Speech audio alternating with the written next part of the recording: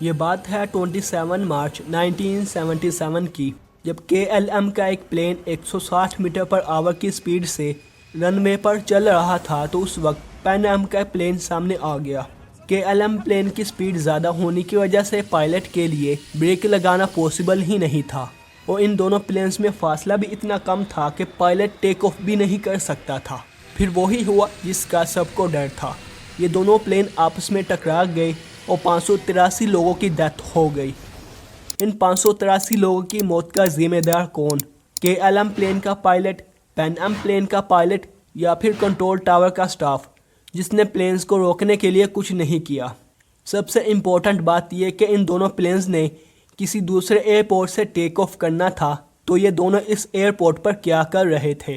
Investigation کی report میں ایسا کیا آیا تھا جس کی وجہ سے پوری دنیا کے ایئرپورٹ کے رولز چینج کر دیے گئے؟ اسی کیس اسٹڈی کا خلاصہ ہم فلائٹ ڈیزاسٹر کی آج کی اس ویڈیو میں کریں گے۔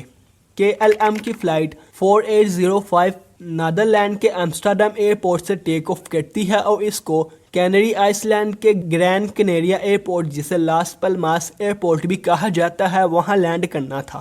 اس فلائٹ میں 234 پیسنجرز، 12 فلائٹ اٹینڈنٹ اور 2 پائلٹ تھے۔ یہ فلائٹ لاس پلماس ایئرپورٹ کی طرف جا رہی تھی کہ ایک علیحدگی پسند گروپ، Canary island independence movement group نے لاس پلماس کے ایئرپورٹ کے پینل میں ایک بلاسٹ کر دیا، جس کی وجہ سے 8 لوگ زخمی ہو گئے۔ ان کو انفارمیشن ملی تھی یہاں ایک اور بوم بھی رکھا گیا ہے، جس کی وجہ سے سول ایوییشن اتھارٹیز نے اس ایئرپورٹ کو کچھ ٹائم کے لیے بند کر دیا اور ایئرپورٹ کی ساری فلائٹس کو ٹینریف ایئرپورٹ کی طرف بھیج دیا تاکہ کسی بھی نقصان کے بغیر بوم کو تلاش کیا جا سکے۔ اسی لیے KLM کی فلائٹ کو بھی ٹینریف ایئرپورٹ کی طرف جانا پڑا۔ جب یہ سب کچھ چل رہا تھا تو اس وقت پین ایم کی ایک فلائٹ 1736 بھی لاس اینجلس سے لاس پلماس کی طرف آ رہی تھی، جس میں 380 پیسنجرز، 14 فلائٹ اٹینڈنٹ اور 2 پائلٹ تھے۔ اس فلائٹ کو بھی ٹینریف ایئرپورٹ کی طرف جانے کا کہا گیا۔ اس پلین میں کافی فیول تھا، اس لیے پائلٹ نے ATC کو کہا کہ جب تک بوم نہیں مل جاتا تب تک میں ایئرپورٹ کے ارد گرد چکر لگا لیتا ہوں، لیکن کسی کو بھی نہیں پتا تھا کہ بوم کو تلاش کرنے میں کتنا ٹائم لگے گا، اس لیے پین ایم کی فلائٹ کو بھی مجبوراً ٹینریف ایئرپورٹ کی طرف جانا پڑا۔ ٹینریف ایئرپورٹ کے ساتھ پرابلم یہ تھی کہ یہ ایئرپورٹ بہت چھوٹا تھا اور اس کو صرف پرائیویٹ ایئر کرافٹ اور چھوٹی فلائٹس کے لیے بنایا گیا تھا، اسی لیے اس کا ایک ہی رن وے اور ایک ہی ٹیکسی وے تھا۔ ان 2 پلین کے علاوہ 3 اور بڑے پلینز بھی اس ایئرپورٹ پر موجود تھے، جس کی وجہ سے اس ایئرپورٹ پر بالکل بھی جگہ نہیں بچی تھی۔ کچھ گھنٹوں کے بعد لاس پلماس ایئرپورٹ کو اوپن کر دیا گیا اور تمام فلائٹس کو دوبارہ اس ایئرپورٹ پر بلا لیا گیا۔ KLM پلین کے پائلٹ نے ٹائم بچانے کے لیے ٹینریف ایئرپورٹ پر ہی فیول بھروانا شروع کر دیا۔ اب سب پلین کے لیے پرابلم یہ تھی کہ KLM کا پلین سب سے آگے کھڑا فیول بھروا رہا تھا، اور اس ایئرپورٹ کا ایک ہی ٹیکسی وے ہونے کی وجہ سے سب پلینز کو اس KLM پلین کا فیول فل ہونے کا ویٹ کرنا پڑا تاکہ KLM پلین کے ٹیکسی وے سے ہٹنے کے بعد باقی پلینز ٹیک آف کر سکیں۔ اس پلین کو فیول فل کرنے میں 70 منٹ لگ گئے۔ KLM پلین کا ایک پیسنجر جس نے اسی جگہ پر سٹے کرنا تھا، اس لیے وہ کسی کو بتائے بغیر اس ایئرپورٹ سے چلا گیا۔ ایک تو فیول فل کرنے میں پہلے ہی 70 منٹ گزر چکے تھے، اور اب اس پیسنجر کا ویٹ کرنے کے چکر میں مزید ٹائم ویسٹ ہو گیا۔ اس ایئرپورٹ پر اکثر بارش اور فوگ اتنی زیادہ ہوتی تھی کہ ایئرپورٹ پر کچھ بھی نظر نہیں آتا تھا۔ اس وقت بھی اچانک بہت تیز بارش اور فوگ آ چکی تھی، جس کی وجہ سے کنٹرول ٹاور کو نہ تو پلین نظر آ رہا تھا اور نہ ہی رن وے۔ کنٹرول ٹاور نے KLM کو کہا کہ وہ رن وے کے آخر تک جائے اور وہاں سے 180 ڈگری کا یو ٹرن لے کر ٹیک آف کے لیے تیار رہے اور میرے نیکسٹ آرڈر کا انتظار کرے۔ اس کے بعد کنٹرول ٹاور نے پین ایم پلین کو کہا کہ وہ KLM پلین کو فالو کرے اور تھرڈ ایگزٹ سے دوبارہ ٹیکسی وے میں جا کر ویٹ کرے۔ اس ایئرپورٹ پر گراؤنڈ رڈار نہیں تھا جس سے پلین کی لوکیشن کو دیکھا جاتا ہے۔ KLM کے کیپٹن نے پلین کو 180 ڈگری یو ٹرن کر کے لینڈنگ کے لیے پلین کے تھروٹل کو اوپر اٹھا دیا۔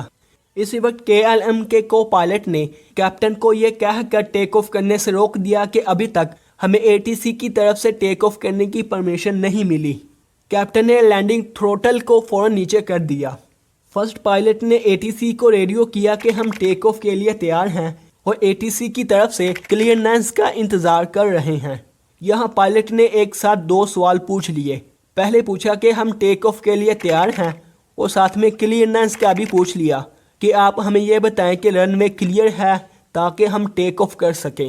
جب بھی کوئی پائلٹ ATC کو بتاتا ہے کہ ہم ٹیک آف کے لیے تیار ہیں تو ATC پائلٹ کو کچھ انسٹرکشنز دیتا ہے کہ ٹیک آف کے بعد کون سا راستہ اسے یوز کرنا ہے اور پلین کو کتنے الٹیٹیوڈ پر فلائی کرنا ہے۔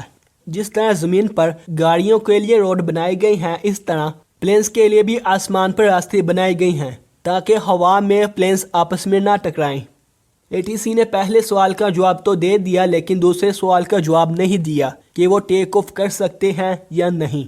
جب ATC کی طرف سے جواب نہیں ملا تو فرسٹ پائلٹ نے دوبارہ ATC کو کہا کہ we are now at take off, کہ ہم ابھی بھی ٹیک آف پر ہیں، مطلب کہ ٹیک آف کے لیے کھڑے ہیں۔ فرسٹ پائلٹ کی بات ابھی ختم ہی ہوئی تھی کہ اسی وقت کیپٹن نے ATC کو کہا کہ وی آر گوئنگ، مطلب کہ ہم ٹیک آف کرنے لگے ہیں۔ ATC نے فرسٹ پائلٹ کی بات تو سن لی، لیکن وہ کیپٹن کی بات نہیں سن سکے۔ ATC فرسٹ پائلٹ کی بات سن کر سمجھ رہے تھے کہ KLM پلین ابھی بھی رن وے پر کھڑے ہیں اور ہماری پرمیشن کا انتظار کر رہے ہیں۔ اس لیے ATC نے کہا کہ okay stand by for take of, I will call you. ٹھیک ہے، ٹیک آف کے لیے کھڑے رہو، میں تمہیں بعد میں بتاتا ہوں کہ کیا کرنا ہے۔ ابھی ATC KLM پلین کو یہ کہہ رہا تھا کہ اسی وقت پین ایم پلین کے پائلٹ نے ATC کی بات کو کاٹ کر کہنے لگا we are still taxi down the runway the Clipper 1736۔ Pan Am plane کے پائلٹ نے ATC کو بتایا کہ ہم ابھی بھی رن وے پر ہی ٹیکسی کر رہے ہیں۔ ATC اور پین ایم کی بات آپس میں مکس ہوگی، جس کی وجہ سے KLM کے پائلٹ کو صرف اوکے کی سمجھ لگی۔ آپ کو سمپل وے میں سمجھانے کے لیے میں نے ایک فیک آڈیو بنائی ہے، پہلے وہ سنیں۔ We are now at takeoff. We're going. Okay, We're still stand by for taxiing down the takeoff. runway. I will Clipper call you. 1736. جیسا کہ آپ نے سنا، صرف اوکے کی سمجھ آ رہی ہے۔ Okay, We're still stand by for taxiing down the takeoff. runway. I will Clipper call you. 1736. KLM کے پائلٹ نے اوکے کا لفظ سن کر سمجھا کہ جو میں نے پائلٹ کو کہا تھا وی آر گوئنگ، اس لیے ATC نے کہا کہ اوکے، یعنی کہ تم جا سکتے ہو۔ جب ATC اور پین ایم کی وائس آپس میں مکس ہوئی تھی، اس وقت ATC نے ہمیں کیا آرڈر دیا تھا، اس بات کو بالکل اگنور کرتے ہوئے KLM کے کیپٹن نے پلین کا ٹیک آف رول شروع کر دیا۔ ٹیک آف رول شروع ہونے کے بعد ATC نے پین ایم کے پائلٹ کو کہا کہ جلدی رن وے سے نیچے اتر کر رپورٹ کریں۔ پین ایم کے پائلٹ نے ATC کو کہا کہ ہم رن وے کلیئر کر کے آپ کو رپورٹ کریں گے۔ جب KLM کے پائلٹ نے ATC اور پین ایم کے پائلٹ کی باتیں سنی تو KLM کے کیپٹن سے پوچھنے لگا ATC ابھی اسی امریکن پین ایم پلین سے بات کر رہا تھا جو رن وے پر ہمارے پیچھے آیا تھا، رن وے کلیئر کر کے رپورٹ دینے کا کیا مطلب؟ پین ایم پلین ابھی بھی رن وے پر ہی ہے، کیپٹن نے چلا کر جواب دیا، او یس۔ اتنی دیر میں KLM کے کیپٹن کو فوگ میں پین ایم پلین کی ہلکی سی لائٹ نظر آئی، لیکن تب تک بہت دیر ہو چکی تھی کیونکہ KLM پلین 160 میٹر پر آور کی سپیڈ سے رن وے پر چل رہا تھا، اس لیے پلین کو روکنا پاسبل ہی نہیں تھا۔ دوسری طرف ATC یہ سمجھ رہی تھی کہ KLM ابھی بھی رن وے پر ہی کھڑا ہے۔ فوگ بہت زیادہ ہونے کی وجہ سے ATC کو نہ تو رن وے نظر آ رہا تھا اور نہ ہی پلینز، اسی لیے ATC سمجھ رہی تھی کہ KLM پلین ابھی بھی رن وے پر ہی کھڑا ہے۔ KLM کے پائلٹ نے ٹیک آف کرنے کی بہت کوشش کی، لیکن پلین میں 40 ٹن فیول ہونے کی وجہ سے اس پلین کا وزن بہت زیادہ ہو گیا تھا، جس کی وجہ سے پلین کا بیک سائڈ نیچے لگنے لگا اور یہ پلین ٹیک آف نہ کر سکا۔ یہ KLM پلین گولی کی طرح پین ایم پلین کو چیرتا ہوا آگے کی طرف گرا اور اس میں آگ لگ گئی۔ KLM پلین میں فیول زیادہ ہونے کی وجہ سے آگ اتنی زیادہ تھی کہ اس کو بجھانے میں کئی گھنٹے لگ گئے، اور دوسری طرف ATC کو ابھی بھی سمجھ نہیں آ رہی تھی کہ رن وے پر کیا چل رہا ہے۔ KLM پلین کی وہ فیملی جو بتائے بغیر چلی گئی تھی صرف وہی بچ سکی، اس کے علاوہ سب کی ڈیتھ ہو گئی۔ دوسری طرف پین ایم پلین میں پائلٹ کو ملا کر 61 لوگ بچ گئے جو کہ پلین کی فرنٹ سائڈ پر بیٹھے تھے۔ انویسٹیگیشن کے بعد پتہ چلا کہ لاس پلماس ایئرپورٹ پر صرف ایک ہی بومب لگایا گیا تھا جو کہ بلاسٹ ہو گیا تھا۔ لاس پلماس ایئرپورٹ کے سٹاف کو سمجھنے میں یہ غلطی ہوئی تھی کہ ایئرپورٹ پر 2 بومب ہیں، بلکہ وہاں صرف ایک ہی بومب تھا۔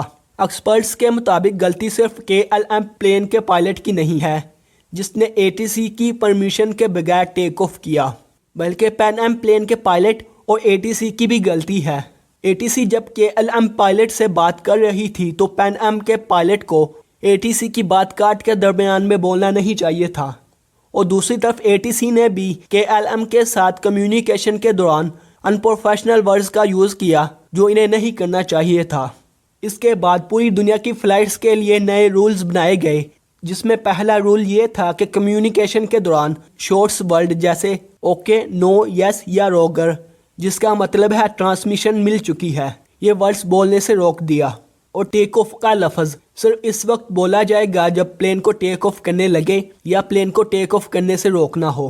اس کے علاوہ ٹیک آف کے لفظ کی بجائے لفظ ڈپارچر بولا جائے گا، جیسے کہ ریڈی فار ڈپارچر۔ اس کے علاوہ CRM کرو ریسکیو مینجمنٹ نام سے ایک اور رول بنایا گیا۔ اس رول میں یہ تھا کہ اگر کوئی کیپٹن غلطی کرے تو جونیئر پائلٹ اس کو ٹوکے، اور کیپٹن کو بھی چاہیے کہ وہ جونیئر پائلٹ کی بات سنے۔ اس حادثے کے 1 سال کے بعد یعنی 1978 میں اس ایئرپورٹ کے ساتھ ایک اور ایئرپورٹ بنایا گیا جس کا نام ٹینریف ساؤتھ ایئرپورٹ رکھا گیا۔ اگر آپ کو یہ کیس اسٹڈی پسند آئی ہے تو آپ ہمارے اس فلائی ڈیزاسٹر کی اس چھوٹی سی فیملی کا حصہ بنیں، کیونکہ آپ کو آنے والے وقت میں ایسی بہت ہی کمال کی کیس اسٹڈیز اس چینل پر دیکھنے کو ملیں گی۔ آج کے لیے اتنا ہی۔ آپ اپنا اور اپنی فیملی کا بہت سا خیال رکھیں، اور ساتھ میں ہمارے اس چینل کا بھی۔ خدا حافظ۔